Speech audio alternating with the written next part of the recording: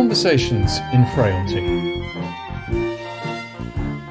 the podcast for Derbyshire clinicians.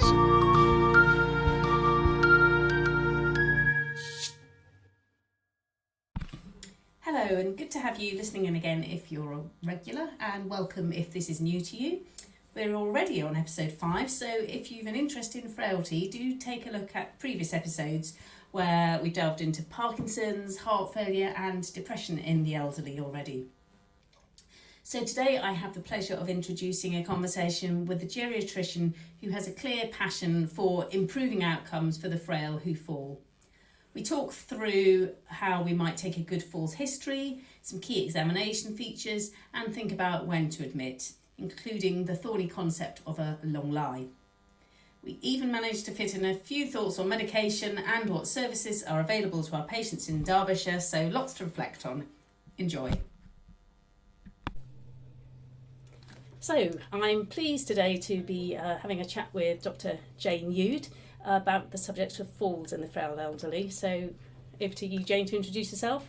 Thank you very much. This is great to be able to sit and have a chat to somebody about one of my favourite topics that I feel is really important. And I think if we're able to address this subject well, then we address a lot of other challenges that we often encounter when we look after older people with frailty. So just in a nutshell, tell us a bit about your background for the listeners who don't know you. So I've been a geriatrician in Derby for over 25 years now, and helped set up the Falls Clinic in Derby. I've been involved at a local level developing other local falls guidelines over the years. I've done some regional work and some national work, particularly looking at the care of people who've had a hip fracture and working with the national audit on falls and fragility fractures in everybody really, so which I'm very proud of, and we know that over the years that the outcomes of people with hip fractures in the UK has significantly improved, and we've halved the mortality rate over 10 to 12 years.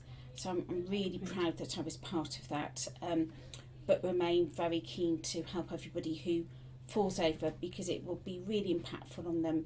I think it's easy to forget how impactful having a fall can be in an older person. I think I was reading something recently about saying it was one of the biggest reasons that people lose their independence, even though that's the one thing people tend to say they want to hang on to most of all, isn't it? Right. Yeah. And it's the really impactful thing is the fear of falling, and it's not related to what people would perceive as the severity of the fall. It's what that person understands as having happened to them. And some people, you'll think, oh, that was a very injurious fall, that must have been quite challenging. It won't particularly affect them, but somebody who had a stumble but didn't fall over may be really impacted by their fear of falling, and that increasingly, I think, after the pandemic and during the pandemic led to people becoming housebound and very anxious about going out. They would then become increasingly deconditioned, increase their feeling unsteady, they might fall over, and so it all just got accelerated things for a lot of people. And that sort of builds into what I was talking about with the previous podcast interview about depression and the isolation and so on. That's right, and that's really impactful. Yeah. So just to start us off, have you got a structure in your head? When we go out and we see a patient who's had a fall, have you got any sort of structure of how you categorise them in your head? Okay. So the main way I look at it is, did they fall or did they black out? Okay. And I think that's, especially from a medical professional, whatever your role is in the MDT, you need to be clear, did they fall over or did they black out? And there can be clues in people can't quite remember what happened. A postural history is really important to see if people have blacked out. People can black out and forget that they've blacked out. So there's retrograde amnesia in up to 50% of the cases. Right. We know that most falls, wherever you are unwitnessed, but if you can get a history, it can be very helpful. Other than that, most falls, if it's not syncope, will be multifactorial in nature. There's no one magic thing that explains everything.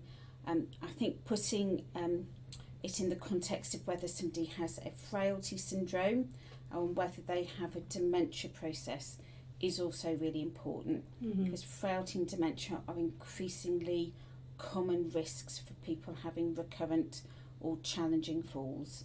So I think it's putting it in the context of that person, but looking at that person in a holistic manner and seeing it as a multifactorial fall. That's really helpful. Certainly, if there's anything guaranteed to accept a geriatrician is to call something a mechanical fall. I've never diagnosed that. Okay. And everybody who works in the department in Derby knows never to mention that term. Because it just means it sounds as if I haven't really stepped back and looked at that person as a whole. If you trip over something, it was an accidental fall, but were they able to see and work out the height of that surface? Do they have any trouble with neuropathy? So there's nothing wrong in saying it's an accidental fall, but you need to make sure that those sorts of things aren't present. Yeah, because somebody healthy might trip and fall, but equally we need to look at the frailty level or whatever. No, that makes sense. And the impact of the fear of falling. So somebody could trip, and I often have it, and it's in the middle of the road. You're a bit winded, you're in the middle of the road, there's obvious immediate danger, and that's quite, so you will develop a fear of falling and stop going out, compared to maybe a fall somewhere else where it might be a little bit more easily explained. And falls always happen out of the blue. You don't know you're going to fall, and so people will often say they blacked out because they didn't know they were about to fall.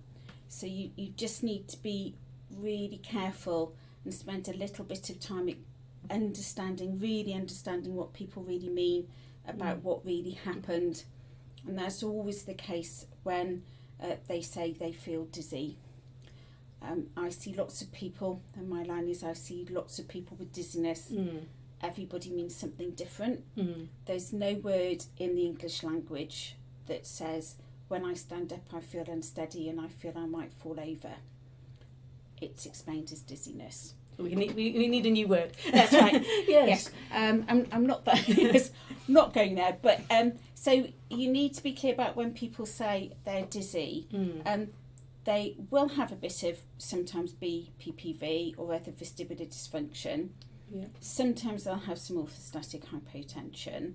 Sometimes they'll also have postural instability, or sometimes it's a way I think people describe the challenges they have when they have some cognitive impairment with information processing. You're allowed, of course, dealing with older people with frailty, to have more than one explanation for that dizziness. So I work closely with my ENT colleagues who deal with vestibular dysfunction, and they often find people with some vestibular dysfunction, some postural hypotension, and also postural instability. And so that you have to address all of these issues. Which is a good point, actually, isn't it? Because I think often in primary care we might check their blood pressure, go, oh, postural drop, that's the cause. We've got to keep thinking widely and think there's probably always going to be multi-factors involved, aren't there? And a good way of working out, so what makes your dizziness a bit better? If it's touching surfaces and getting your balance, it's very unlikely to be orthostatic hypotension and probably unlikely to be vestibular dysfunction. It's probably related to some postural instability. So actually finding out what makes the symptoms better can be helpful as well. That's really helpful. That's okay. So we've we've probably covered most of the history taking, I suppose. I mean, it's the history, as in anything in medicine, probably gives us 90% of our way there. Anything else that we commonly miss asking? So I will see a slightly different population of people who fall over, but it's quite a common way of people presenting who've got a dementia process or the start of a dementia process. To stand up, keep your balance and do lots of things does require quite a lot of higher function and coordination of function. So you need to just start to think about, am I clear that this is all okay? Need to check for neuropathy. Neuropathy is not uncommon as we get older, so a mild degree of a sensory loss in your feet is not uncommon as you get older. But of course, lots of older people are at risk of having diabetes or have diabetes, are at risk of having a neuropathy per se, and often if that's associated with impaired vision, it increases your falls risk. And of course we know that cataracts can be quite an important way of people presenting, that they fall over as well. Yeah. So when we're examining them, I guess we need to think about visual issues. We need to think about blood pressure, postural drops. Think about their. I tend to think about their knees and their feet. Yeah. So I do a foot examination. Yeah. Once you've been doing it for a time, it doesn't take very long.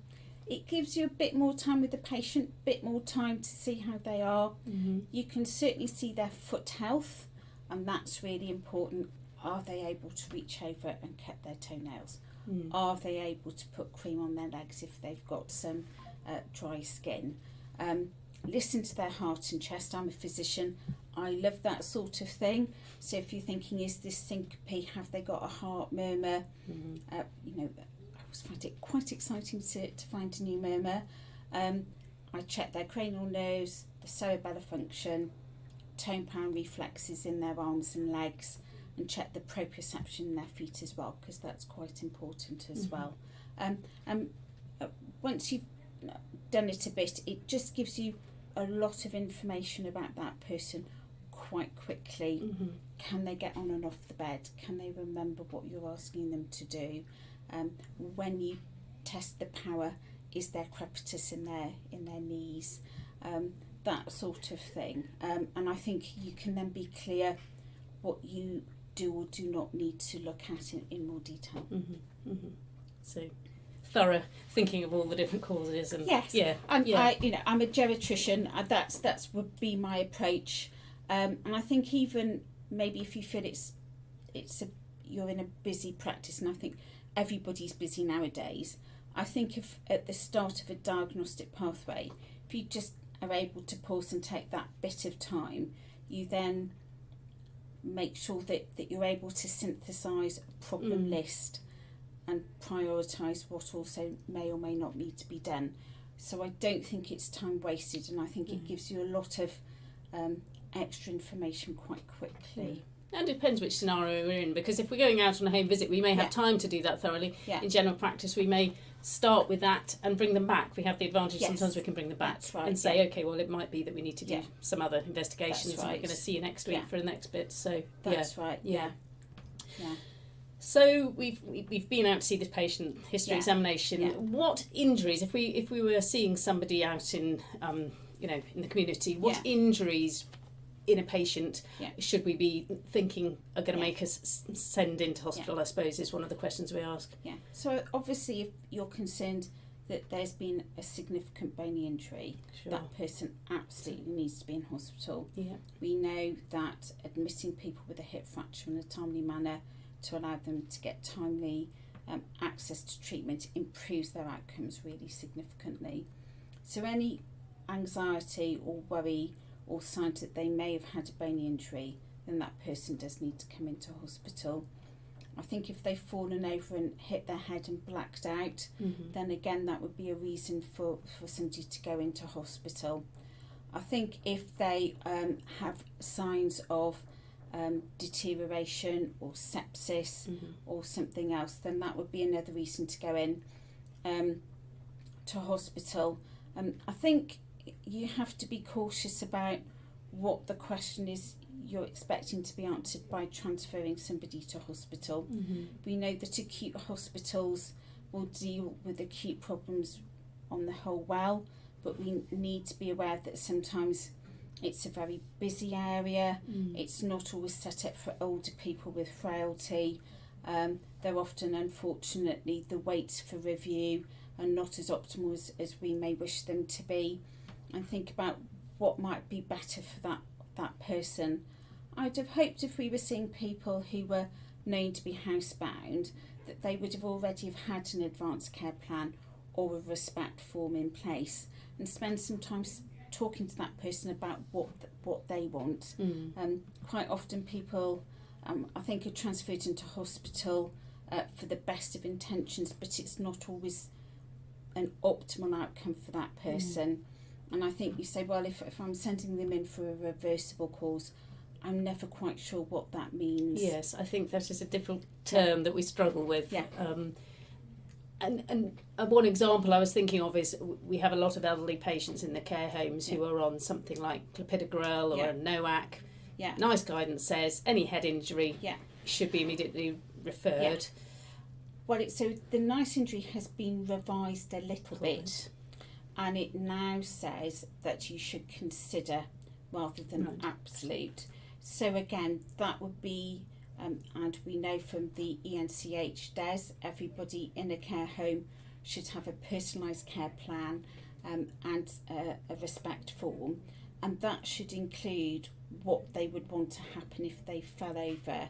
And I would have thought in that setting, if they are on an anticoagulant, it might be helpful for the team looking after them in the care home to have that conversation with the person if possible, the relatives and the MDT, because if you do fall over, which will probably not be uncommon if you live in a care home, maybe that could be something as part of their care plan. And that would be individual to that person as well as their relatives and the care home.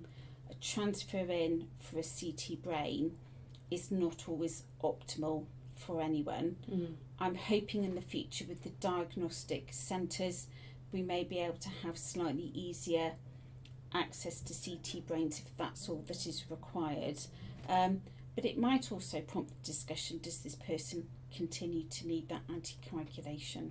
Indeed, yeah. So I've maybe answered but not answered the question. No, I think it is a difficult area, but that's really good food for thought, and actually proactively planning about falls would be the best way to tackle it, wouldn't it? And another thing that's coming up, I think, increasingly in the community is talk about long lie, a patient who's fallen and they've stuck on their floor for an hour.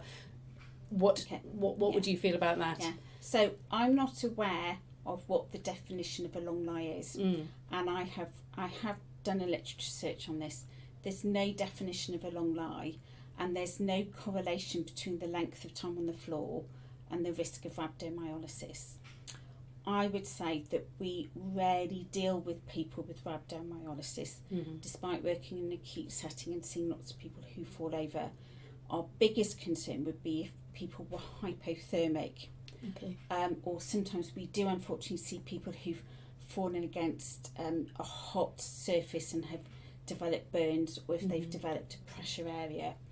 Those would be the things we would be far more concerned about rather than rhabdomyolysis. I think it's a bit of it comes from other professions allied to medicine. There's no real evidence behind it, and it wouldn't be something that's top of our list, and we certainly don't deal with in our acute setting on a regular basis. But we would be far more concerned about hypothermia, development of pneumonia and pressure areas. That's helpful. And I think it also indicates that person may have an advanced level of frailty if they haven't injured themselves. So again, those decisions have to be put in that context. If you have advanced frailty, your muscle mass will be low, so the rhabdomyolysis will be of minimal concern. Right, that's helpful. Okay. And when we're looking at these patients, often one of the first things we think about doing going forward is reviewing their medication. Are we making things worse, essentially? I think they often spring to mind any antihypertensive medication, worrying about postural drops, and people review those quite rapidly. What other medications would you particularly flag up to say, think about? So amitriptyline is maybe my bête noire. Okay. It's strongly associated with falls. Long-term use is associated with and we know any medication with an anticholinergic effect. That burden increases the risk of problems with cognition. They're designed to sedate people, so the falls risk will be really high. And it also it just makes people just not as well as I think they could be. You need to think about why they're on amitriptyline. And again, anything that sedates people. So we see a lot of people on gabapentin, pregabalin, tramadol, codeine, morphine. Those are red flag medications to me, and sometimes it's just useful to go back to find out why they're taking that medication. Do they really need to take it? And if they're still having a lot of pain, is that painkiller really addressing that pain issue? And I have chronic pain that there's really no great evidence for them still being on that stuff. No. And I've sometimes had a very helpful and sensible conversation with people. And I think NICE, there has been useful guidance from NICE about the use of analgesia, especially in arthritis. And that in fact it shouldn't be first line. It should be about lifestyle, physio and weight as well. I do see quite a not inconsequential number of people with high BMIs, and we often help them, and that can help their pain as well.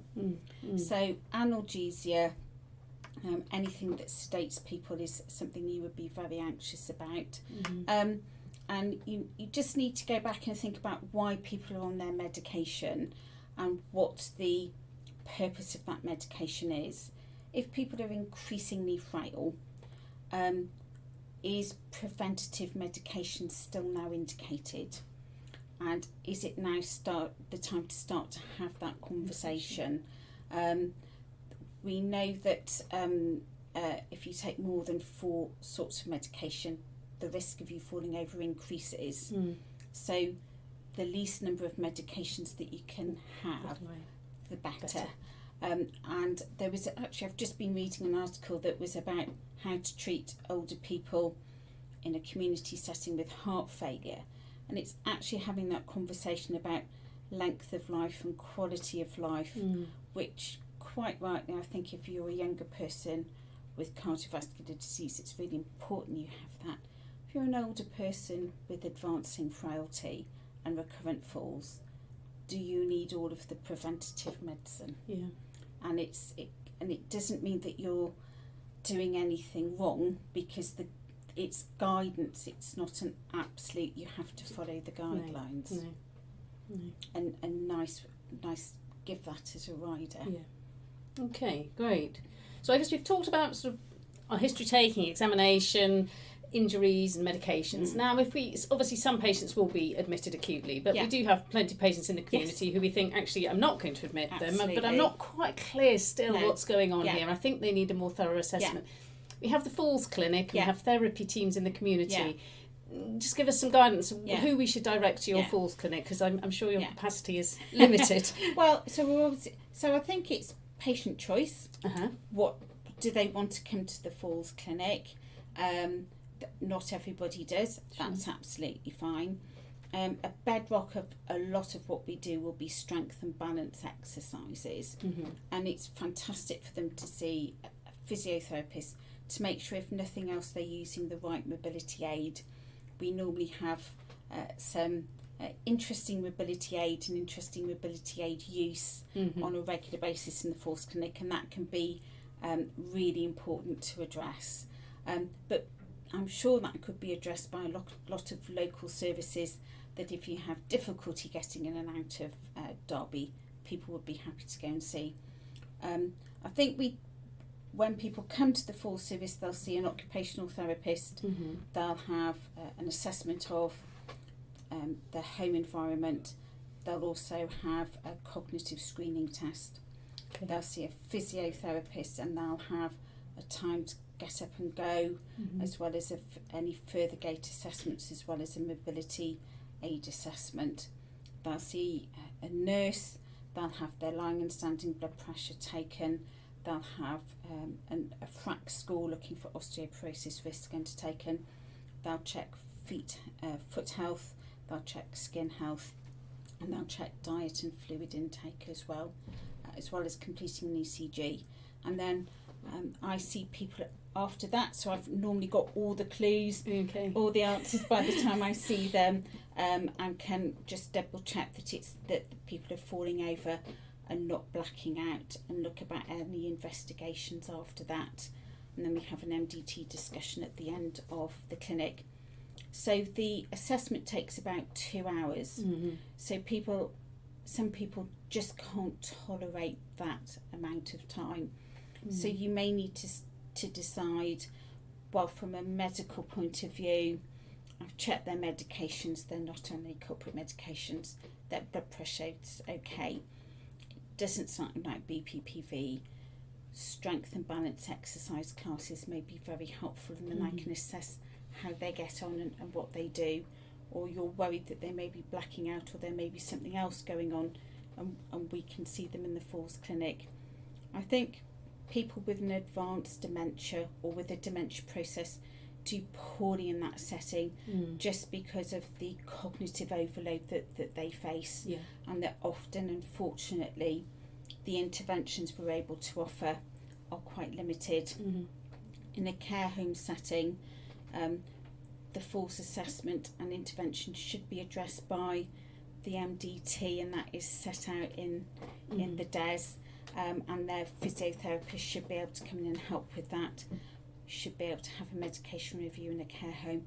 But I think a very frail older person with significant dementia, I don't think it's helpful to send them to such a clinic, especially as unfortunately somebody who knows them quite well is not always available to come with them, so we can't really understand what's going on. And it makes it very difficult for everyone, and we need to think about the person and what we're trying to achieve. Great. No, that's really helpful. Great. So just to finish off with, really, just tell us, beyond the Falls Clinic and obviously the community services we use regularly, are there any other sort of Falls related services we should be aware of in Derbyshire? So I think people should know about Strictly No Falling, which has been running for a number of years now, and it runs in Derbyshire. It's delivered by Age UK, and it's community based falls prevention exercise groups based in local community centres that people can easily access. I can only commend it to people. Most people who go find it really helpful. It's a really helpful preventative service, but also it gives people a social outlet. It helps them meet other people, and people really benefit from it as well. And I know Age UK deliver falls prevention education to care homes as well. And they can help with that in Derbyshire as well, and they're the commission service. So I can only commend that service. Great. Well, thank you. And I know Age UK have a good website, so I'm sure the patients can sort of get in touch that way. I would just be cautious about seated exercise classes, because the evidence for those is very limited. Right.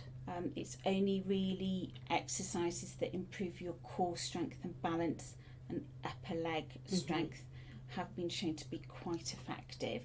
So you just may need to be cautious about seated exercise classes, but I know there's research ongoing about those at the moment. But strictly no falls as a take-home message at the end. Absolutely. Grand. Well, that's a bit of a whistle-stop tour. I think we could talk for hours, probably, couldn't we? Yes. But thank you ever so much for talking to me today. Yeah, thank you for coming. So I hope you'll agree with me that Dr Youde managed to cover a real breadth of tips around falls in less than half an hour for us there. Asking about reaching for surfaces will be something I plan to add in when I'm trying to get to the bottom of the cause of somebody's dizziness. And it's a good reminder too, I think, that we must never stop too readily once we've found one potential cause for a fall, because it's unlikely to be the only factor. And also perhaps to remember that in our very frail patients, falls may well be a specific area we want to discuss when we're completing a respect form and thinking about issues around admission to hospital. So thanks for listening today, and do as ever leave feedback as detailed on the DCHS YouTube channel or on Spotify. Next time I'm excited to be able to quiz an expert all about managing diabetes in our frail elderly patients. I hope you'll join me for that. Take care till then.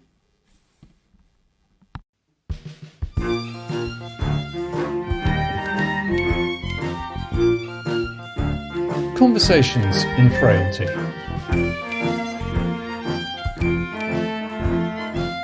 Thanks for listening.